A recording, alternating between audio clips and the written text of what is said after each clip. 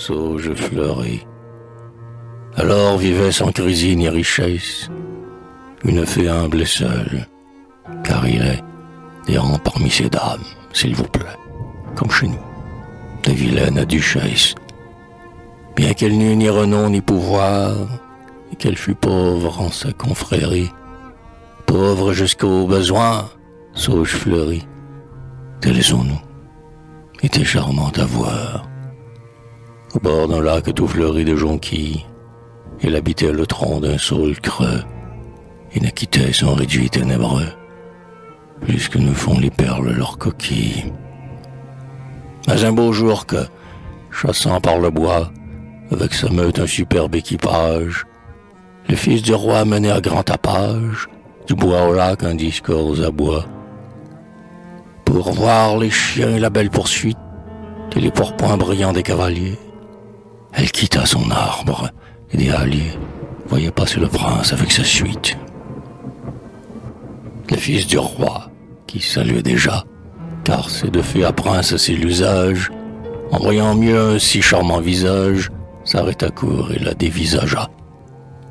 Sauge, sans plus se cacher dans les branches, en le voyant si beau de son côté, le regardait devant elle arrêté, droit dans les yeux de ses prunelles franches. Naïf amour par pudeur s'enhardit, le fils du roi baissa les yeux par contre. Chacun s'en fut méditant la rencontre. Tous deux sommeil ne s'étaient rien dit.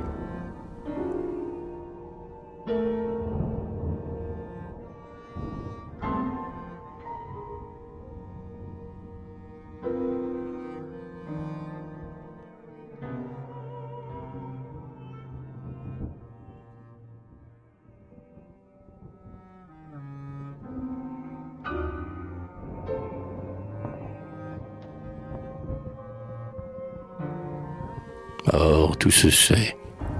Une maîtresse fit donc venir Sauge à son tribunal. Vêtue ainsi que l'oiseau cardinal, la vieille était d'aspic ébouriffé. Elle était vieille, et par cela j'entends que de jeunesse elle était ennemie. On le va voir. Je veux, Sauge, mamie, te corriger, s'il en est encore temps. Lui dit la vieille aigrement. Sans mon zèle, vous nous l'alliez donné belle à ravir, et par ma voix, vous nous alliez servir un joli plat d'amour, mademoiselle. Passe un beau cire et sans plus de façon, voilà mes gens amoureux face à face. Par Dieu, plutôt que la chose se fasse, je ferai pendre ici 10 beaux garçons. Et ce 10 ans parut si méchant qu'elle eût fait peur même au roi très chrétien, par sa beauté, sa grâce et son maintien. Sauge fleurie était pourtant touchante. Mais rien ne fait contre un ni pouvoir. Il faudra bien que ton beau bec réponde, car sans chanter, une épaule qui ponde. Sauge mamie, et je te vais pour voir. Et vous direz, sans tarder davantage, si votre cœur s'intéresse à son sort, que mieux un homme était un cas de mort pour Sauge, esprit n'ayant chair en partage, ce que prouvera la vieille en un latin qui dépassait l'intellect en puissance et distingua des cas de quintessence à dérouter Sauge et l'abbé Cotin. Sauge, pourtant, demeurait bouche close, et de cela ne voulait seulement qu'aimer le prince et mourir en l'aimant, comme disait la vieille avec sa glose. Sans moi déjà vous avez pu songer, qu'en cette affaire ayant la loi formelle et des aveux, notre juge femelle condamne à Sauge, et sans rien ménager.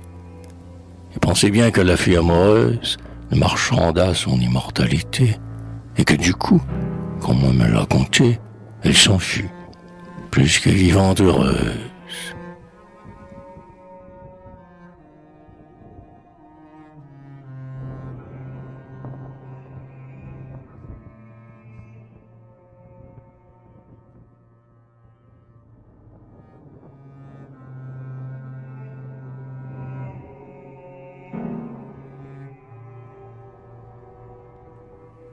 Or, nul pouvoir ne pouvait s'opposer. Malgré l'arrêt de notre vieille enrage, au libre emploi de son gentil courage, non plus qu'au choix de son premier baiser.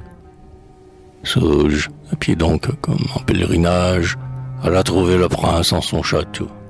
Et tout le long de la route, un manteau, rue des Grossiers, cacha son personnage.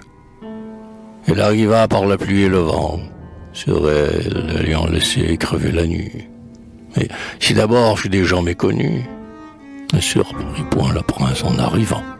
« Mon cœur, dit-il, vous attendait, princesse.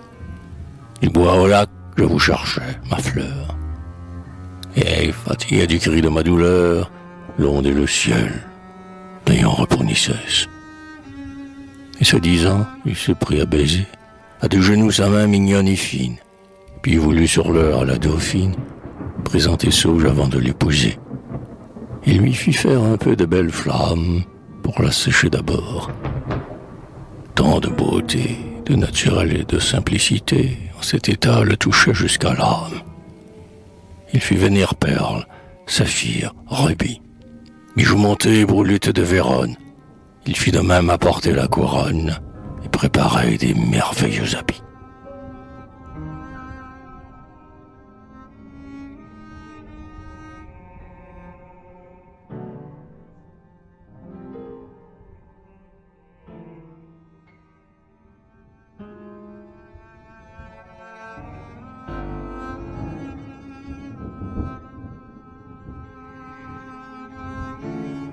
Sauge admira ces objets sans envie.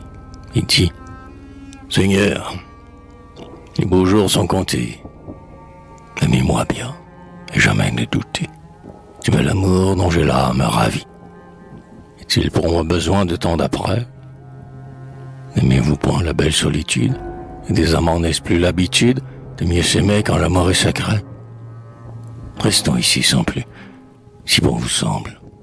Nos yeux pourront se parler à loisir, et nous n'aurons de si charmants plaisirs que cela seul à demeurer ensemble. Auprès de vous, je sens mon cœur léger. Légère est l'heure aussi qui me convie, et là, tout beau, je vous donne ma vie. Prenez-la donc, mais sans m'interroger. Elle lui fit un généreux sourire, ne regrettant ce qu'elle avait bien fait, ni songeant même. Son bonheur parfait, aux mots humains, ne se pourrait décrire. Amour et mort sont toujours à l'affût. Ne croyez pas que celle que je pleure fut épargnée. Elle sécha sur l'heure, comme une fleur de sauge qu'elle fut. Je compte peu ici qu'une femme m'aime, jusqu'à mourir. Ceci montre, pourtant, que pour aimer, ne fût-ce qu'un instant.